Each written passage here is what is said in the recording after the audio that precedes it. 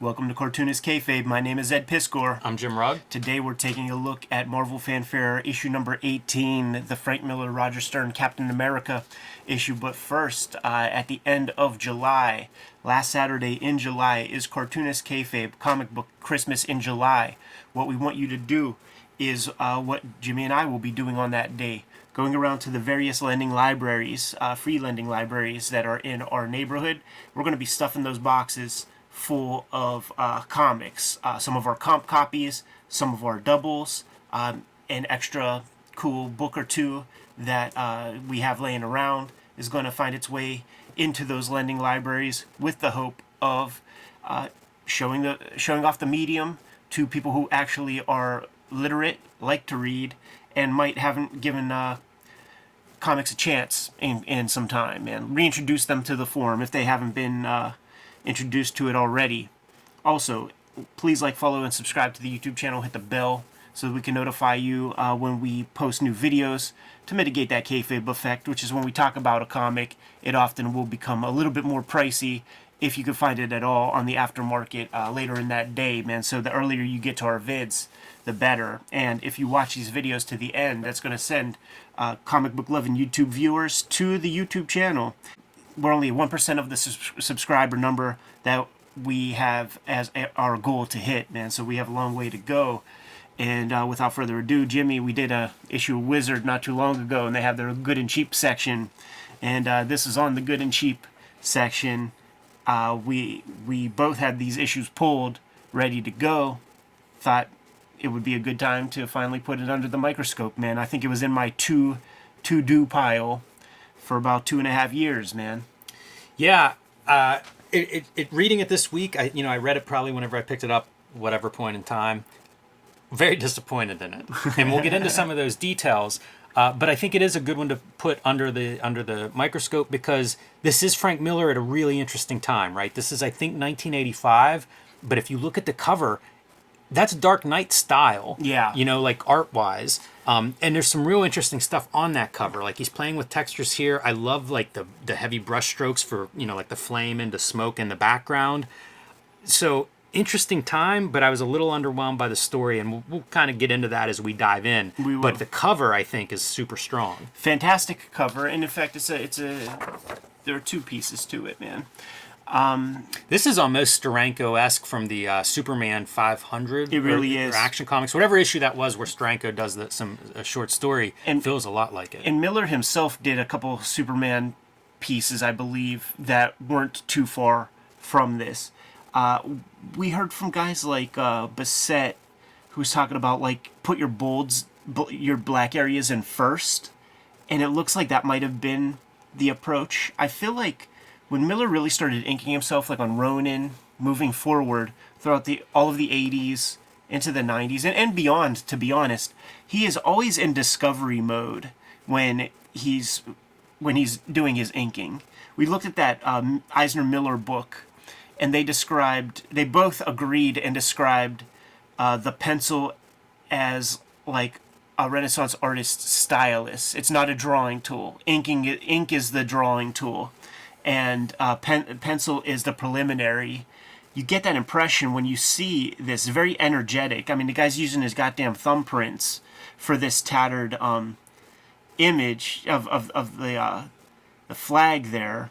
And I do think that this cover kind of says it all, because it is beyond melodrama in terms of Captain America's relationship with the American flag. Yeah, with the tear coming out. Always, I just don't...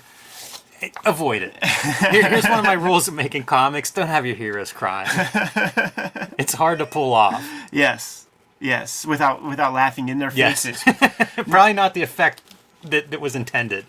Now, you mentioned Ronin, though, and again, that's part of what makes this interesting. So Miller's had his run on Daredevil, amazing. We shouldn't jump, because like what Marvel Fanfare is, especially early on, is a collection of inventory stories that could have been done at any given time. We don't know when he drew this comic. That's fair. Yeah. Because that is the thing. Like, I look at this and think this.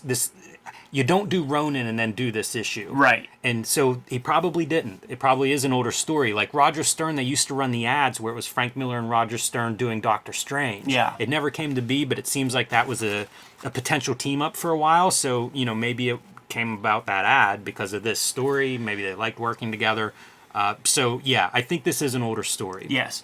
There was a period of time where there would be money allocated for the editors to just produce issues that are sort of out of canon, divorced from canon, don't have requirements of the ongoing storyline, so that they could run that issue in case the penciler gets a cold or something and doesn't finish the regular monthly issue. They built up a war chest of that stuff to the point where they could have this extra series called Marvel Fanfare. And as you read this thing, there's no other character interaction beyond Captain America with the Ersatz bad guys of the day. So it reads as an inventory story. Yeah, and I often think well, first, that editorial is pretty fun. Like he's really talking about this issue and what he ends up putting together, because he doesn't get a backup story, but he gets a portfolio, which is my favorite part of the issue, by the way, that portfolio. But kind of cool to see him doing a little 9-panel grid and talking shop, like really getting into putting together this issue. So that's kind of cool. But the inventory story, it reminds me, like when we were looking at Golden Age comics or interviews with, Eisner talking about Golden Age and stuff, how this inventory system is almost residual from that. Yeah. And obviously, by the time you get to 80s Marvel, they're using it differently, because now it's like, if an issue of Captain America is late for some reason, you might run a Captain America inventory story there. And you'll see that in various Marvel monthly comics to keep the books on schedule.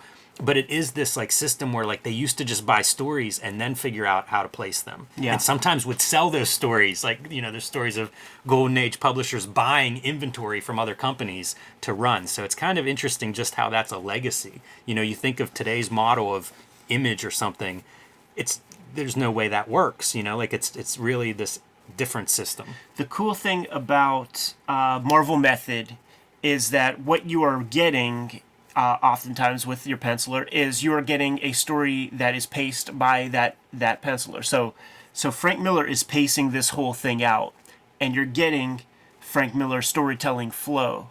So when you hit this 2-page spread, it's a story of arsonists who are burning down various buildings, sort of labor action kind of thing we discover. This is Frank Miller's doing. Roger Stern said whatever he said to Frank Miller to inspire him, and we're getting some Frank Miller stuff. Yeah, in the credits, it's by Roger Stern and Frank Miller. Yeah. And then Joe Rubinstein, finisher. Mm-hmm. So, even some of the illustration, give Rubinstein credit for some of those choices. And he was the finisher on the Wolverine miniseries, he was, right? Okay. Yeah. You wonder if this happens before even the Wolverine miniseries, maybe, as an inventory story, and it's like, oh yeah, I like this guy's finishing. Yes. So funny, personally, reading this comic yesterday, you get this spread where it's undeniable that you look at this entire piece, and then, you read this as it goes. I got a text from Jeff Darrow while I was reading this, and he's like, Ed, what do you think about this panel flow? How would you read this? And he draws out a bunch of the panels, and there's no imagery in there. And it was 2 panels next to each other with the third panel beneath, and then the fourth panel to the side. And it was after I read this spread right here, and I'm like, Jeff, I'm so glad. This is the perfect time for you to ask that, because I have thoughts after reading this, because I think it's a successful layout. And I think it reads as intended by Frank Miller when you get to this section, and because you read this, and I think that the success of the image is it's so up vertical heavy, and it points down so much within both of these panels that my eyes naturally went to this place after reading both of these. I did not go directly right here. Yeah. And that was sort of my thought when he sent that. I'm like, I don't know what imagery you're putting in there, but if it's more bottom heavy and you have no strong shapes pointing to that fourth panel, then you're going to be good. You're going to be golden.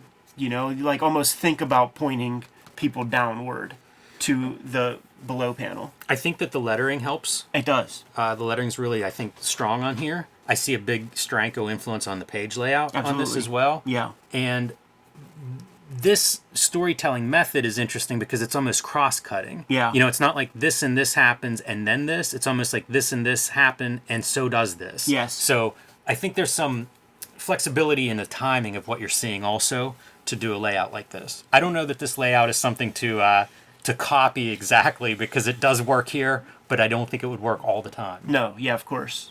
Cartoonist Kayfabe is brought to you by the comics that Ed Piskor and I make.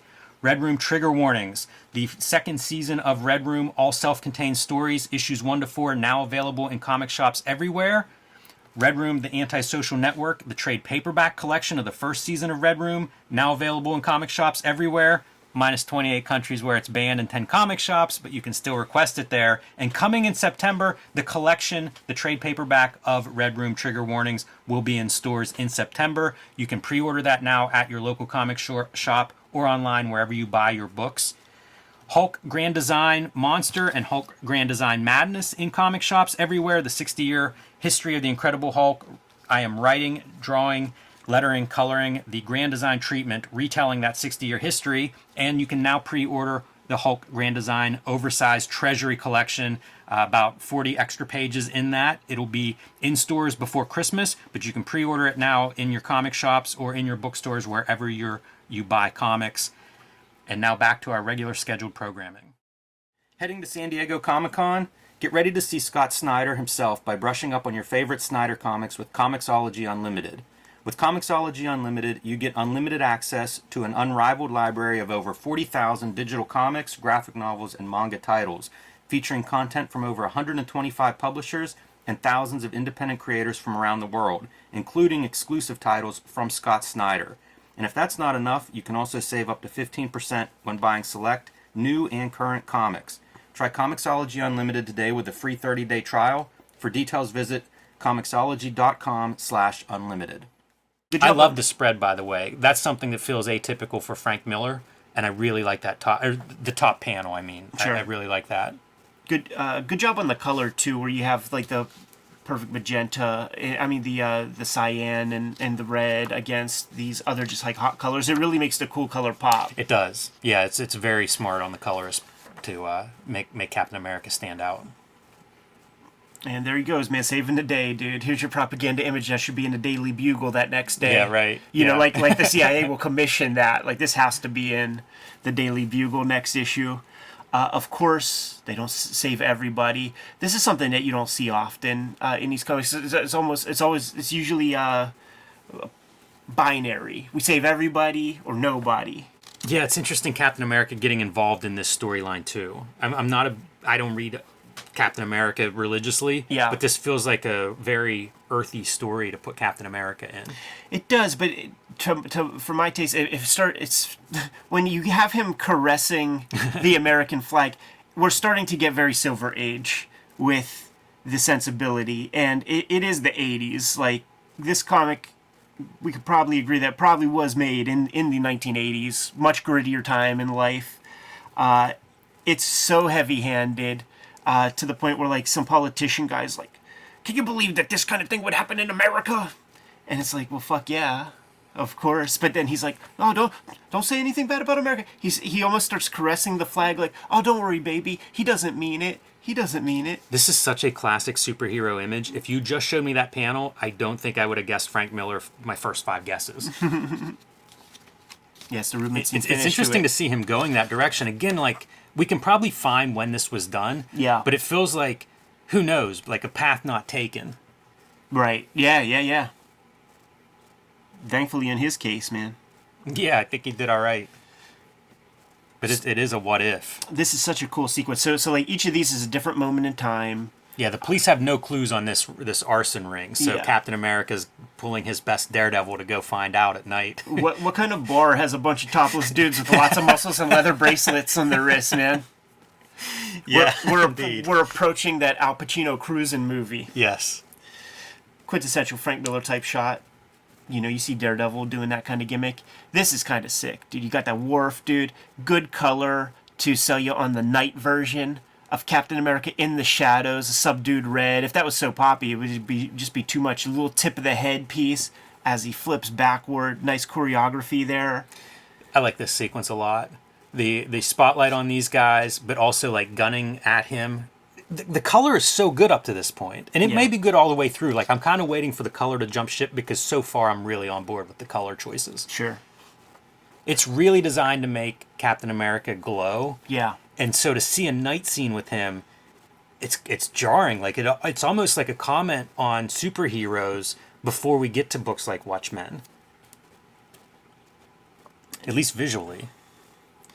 Now he's beating up Native American guys. Yeah, this is the guy that he got from that questionable bar. It's like the YMCA, the Village People, or the cast in here. So he goes from that bar, they tip him off to this Native American crime lord, and so he goes there looking for answers, believing this is the person behind the arsons. Turns out not to be the case. And then we just cut to a family of, it's mom and dad talking about their money troubles, and they got about 4 million kids. Maybe that has something to do with it. It's not cheap. A lot of mouths to feed. I remember we have a homeboy, man, who was delivering prescriptions. That was his job in between, like, drawing comics when we were much younger. And there was this one house that he would deliver prescriptions to up in Mount Washington, where the guy had, I think it was 12 kids. And the dude said, "Yep, when my old lady has one more, we're tax exempt," he said. Wow. I worked with a guy that had 26, I think, siblings, and like 2 of them were named Paul and 2 of them were named Tina. Like they had run out of names. Again, with the color, note the muted palette once we get into like these are just regular people. Yeah. Like we're trying to show that this is a regular folks here. Yeah. Not a crime lord, not a superhero. So Yeah. muted palette. But with these kind of situations, man, you just know when you introduce this, like, this will be the bad guy. Especially when they lay it on thick. Yeah, of course. That he is a dad of a bunch of kids, and they can't make ends meet. Struggling. So they're giving you the sort of reason why he's kind of going hardcore. It's all in that one panel. But of course, just randomly, Captain America is just chilling on rooftops, like, that is the quintessential American family. right. Taking a minute out of his. Oh man. This is why we do superhero work, man. Yeah, taking a minute to be a voyeur here and spying on the American family. You're establishing there's an EC component to this, man. Some of those like EC kind of KKK stories and shock suspense stories would have this moment where it's the people in the small town going to the constable, "Hey, you gonna be at the thing tonight?" Going to the barber, "Hey, you gonna be at the thing tonight, man?" And then cutting to the beer hall where these guys put on their fucking elk helmets and talk mad shit. It is a Marvel comic, man.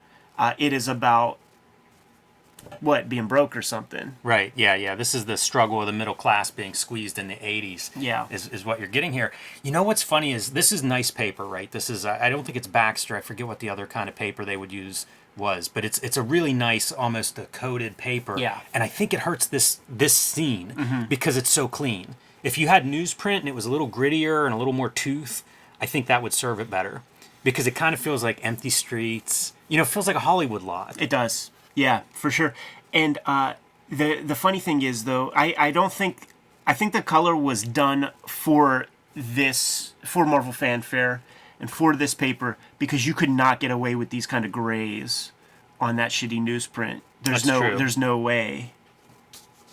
This is nearly a panel out of Watchmen, by the way, with the colors that are chosen there.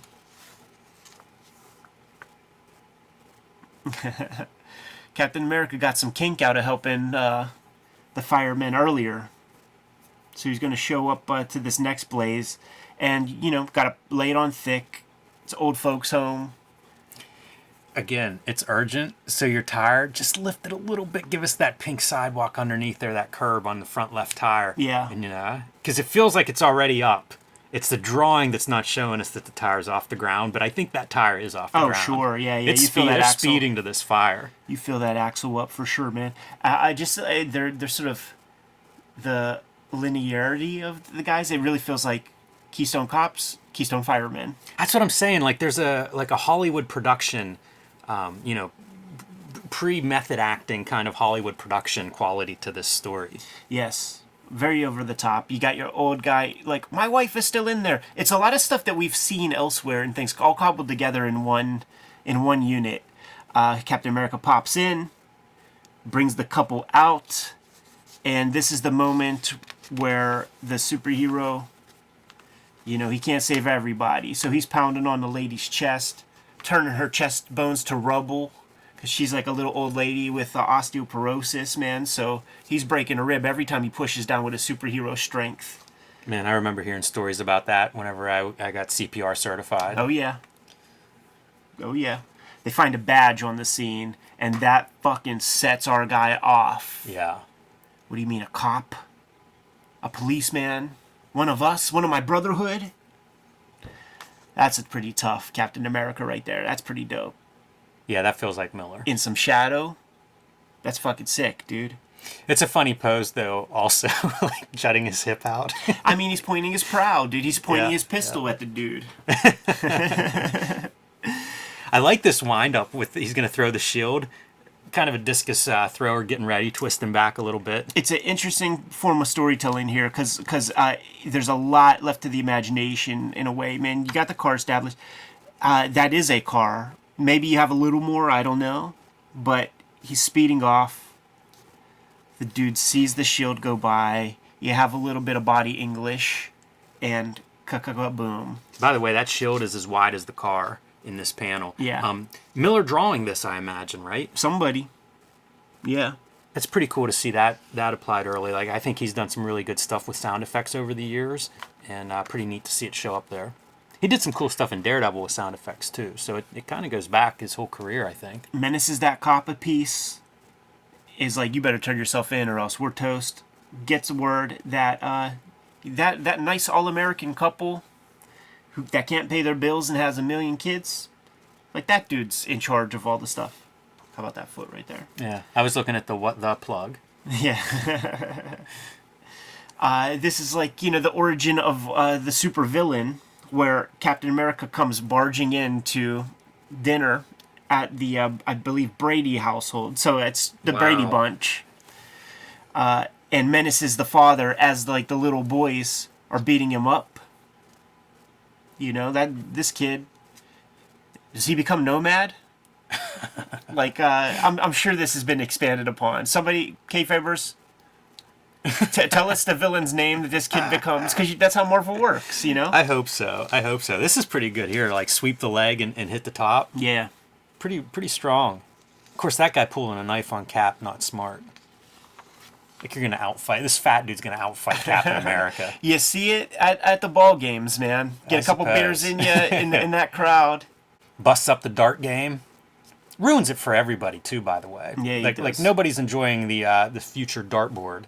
And these guys are the arsonists because there's just a million crates of gasoline chilling in their Knights of Brooklyn walk-up. Their eyes are all red and watering from just the fumes. Let's lay it on even thicker with our main guy, like, lighting the flag on fire.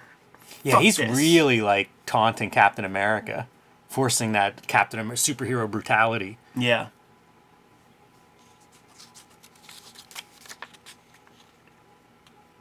Sets himself ablaze, self-immolation, dying for his cause.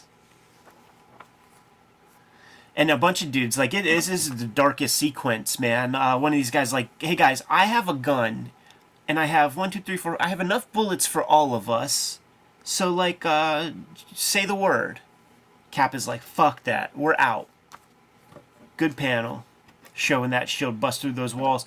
This is one of those things where if if it was just a completely Frank Miller paced comic that didn't have to abide by page counts and stuff, I'm imagining a couple pages, like when Marv is, like, rushing at the door in that little prison basement, a couple shots of boom, boom, boom, and then getting through. But you have to be economic with this Marvel shit, man. You got to be quick with it. Bust through a wall, gets the guys out there, and here's, I mean, this is almost Omwat. right? Sure. This is almost terrorist alter Amwat Ben Mara shit. Everyone, no, she's still in there. Goes running into the blaze. Look, comes out holding a perfectly pristine, unburnt, unblemished American flag. And, you know, does it for America, truth, justice, all that kind of stuff. It's an odd story for the times. We grew up since then. It's bizarre. And I think that's a good way to say it. I mean, like, all of these stories pre-Watchmen Dark Knight are so strange to consider, like, we're going to do something a little grittier, a little street level with Captain America, a little, make some bigger statement. It just all feels a little bit awkward. Yeah. Like, they haven't quite figured out the language to do a story like this without...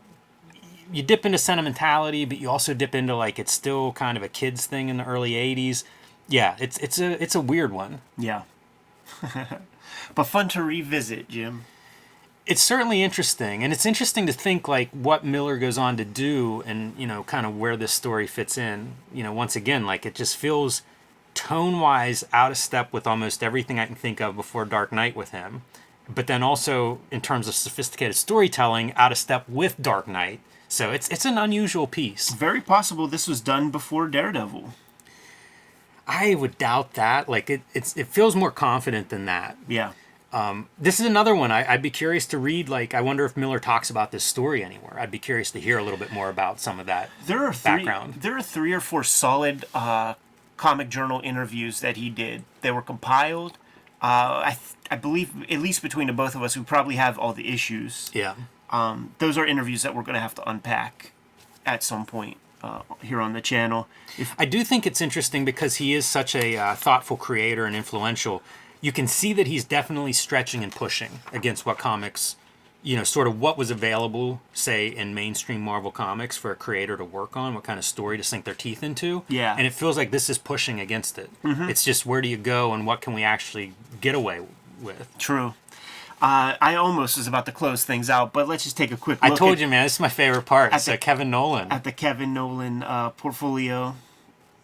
Probably using photo ref on most of this, man. I feel like I could see there's a liveliness to the imagery. Maybe this one's a little. He does such long figures. Like, their faces are so long. If he's doing photo referencing, it feels like you're photo referencing models. Like professional models. I mean, not like somebody you hire to do to model for a figure. Because the length is so long, and often we talk about, like, the extreme artist where it's like, that's like a 16 head figure. These figures are pretty tall. Yeah, it's interesting lines he uses here, man. It almost looks like rapidograph at a certain point. Yeah, they are kind of an even weight. No real thick and thin on some of that stuff. And then a Terry Austin portfolio. This one stood out to me because I can't think of a lot of Terry Austin pencils and inks. Right, yeah. And when you see it, like, you see the Austin marks to it, but you also see a little of the wonkiness that suggests that he's, a better cleanup hitter. It reminds me of Scott Williams. I can remember seeing a couple of Scott Williams pieces whenever I was a kid. And, they have that veneer of Scott Williams, so I was like, oh, that's awesome. But you look really close and you can see, like, a little bit of it's not quite there. It's not quite the Jim Lee forming of shapes and volume and stuff. Yeah, you see these weird quads and stuff that it's just not completely figured out. And these are like those, what the heck, who is that Marvel, Vince Fago, like these like Vince Fago characters from like Timely. Do you think Austin aspired to be penciler and inker? I mean, I guess pencilers were making more, and this is about when royalties kick in, so they're making more on that scale too. I don't know anybody who set up their career and it was like, I want to be an inker. I don't know one person. Even if you like fall into the inking thing, like, you gave it a shot at penciling. Yeah. I mean, if he really wanted to pencil, I feel like he could have found opportunities, right? A continuity at somewhere, like inventory stories floated around. Yeah. Yeah, and I think he did do a little bit here and there, but man, that ink job, that's a snappier, quicker. You're using a different part of your brain. You could always be listening to fucking NPR. You don't ever have to have that moment of silence and that kind of thing. There's value in that. Anyhow, dude, there it is. Marvel Fanfare issue number 18. That's a pretty classic issue. This is one that whenever I started looking for back issues was pretty quickly got on my list. Yes, sir, man.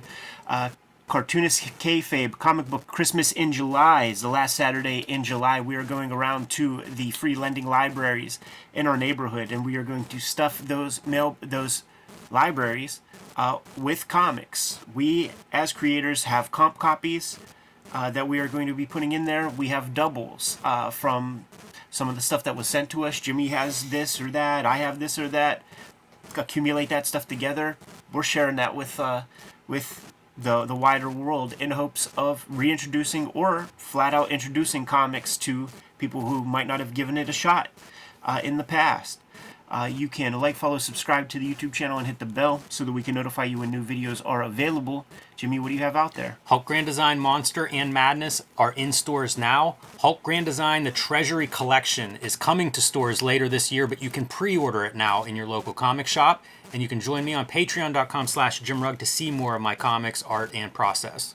Red Room, the Anti-Social Network trade paperback, collecting the 2021 season of Red Room Comics, has been and is currently in stores right now. In September 2022, Red Room Trigger Warnings trade paperback is going to be hitting shops. You can pre-order these comics right now. Go to Amazon, go to your local comic shop, go to my link tree in the description below this video and pre-order those comics through Fantagraphics, whatever is most convenient for you. Murder on the Dark Web for Fun and Profit. If you see these single issues, give those a shot. Each one is self-contained and tells a complete story. You could also hit up my Patreon. $3 gets you the archive there, and you can read all the comics that I have up there as we speak. I put up new strips every Tuesday. Jim, what else? Subscribe to the Cartoonist Kayfabe e-newsletter at the links below this video. You can also find Cartoonist Kayfabe t-shirts and merchandise at the links below this video. That's another great way to support the Cartoonist Kayfabe channel. Given those marching orders will be on our way, Jim. Read more comics.